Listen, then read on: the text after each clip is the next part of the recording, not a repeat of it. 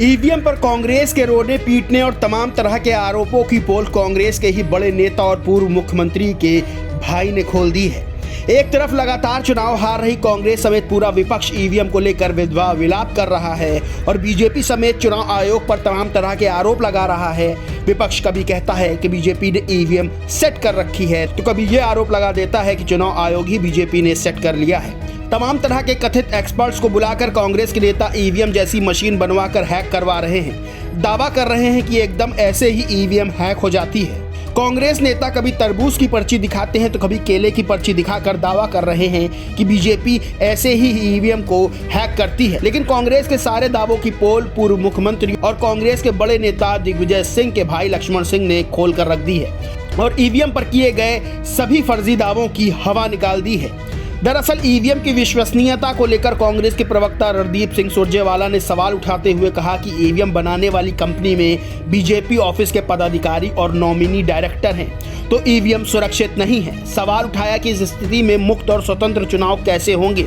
इसी तरह के आरोप पहले भी कांग्रेस नेताओं की ओर से लगाए जा चुके हैं। दिग्विजय सिंह ने तो 10 कदम आगे जाकर बाकायदा ईवीएम की तरह दिखने वाली मशीन बनवाई और उसको हैक करके दावा किया कि इसी तरह ईवीएम को हैक किया जाता है।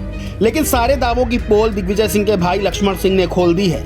लक्ष्मण सिंह ने कहा कि जब कांग्रेस जीतती है तब वो ईवीएम पर सवाल खड़े नहीं करती है। हिमाचल प्रदेश का चुनाव कांग्रेस ने उसी ईवीएम से कैसे जीत लिया। जब मध्य प्रदेश, राजस्थान और हिमाचल में कांग्रेस की सरकार बनी तो ईवीएम पर सवाल क्यों नहीं उठाए गए। लक्ष्मण सिंह ने यहां तक कहा कि राहुल गांधी तय करें कि कांग्रेस दलालों से चलेगी या फिर कार्यकर्ताओं से। मतलब ईवीएम को लेकर कांग्रेस के विरोध की पोल अब खुलती जा रही है। हाल ही में तेलंगाना में कांग्रेस की सरकार बहुमत से बनी, उसी ईवीएम से चुनाव हुआ। राजस्थान के उपचुनाव में कांग्रेस ने बीजेपी पर जीत दर्ज की, चुनाव उसी ईवीएम से हुआ, लेकिन कांग्रेस के मुंह से एक चू तक नहीं निकली। लेकिन जैसे ही कांग्रेस या विपक्ष कोई चुनाव हार जाता है तो तुरंत ईवीएम का रोना शुरू हो जाता है। क्या कांग्रेस समेत विपक्ष की ये दोगली राजनीति नहीं है?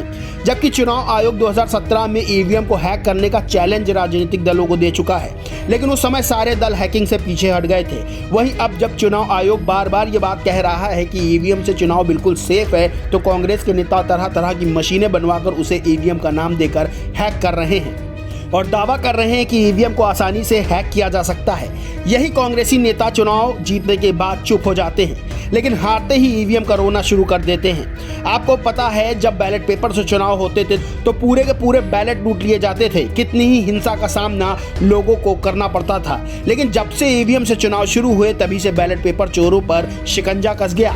यही बात कांग्रेस और विपक्ष को बुरी लग रही है। एक तरफ कांग्रेस ने मोदी को हराने के लिए इंडिया गठबंधन बनाया, वो कांग्रेस से सद नहीं रहा है। एक एक करके सारे विपक्षी दल कांग्रेस का साथ छोड़ रहे हैं, तो दूसरी ओर कांग्रेस ईवीएम का रोना रो रो कर जनता को गुमराह करने की कोशिश कर रही है, जिसकी पोल उन्हीं के नेता दिग्विजय सिंह के भाई लक्ष्मण सिंह ने खोल दी है और कांग्रेस पर गंभीर आरोप लगाया कि कांग्रेस को दलाल चला रहे हैं।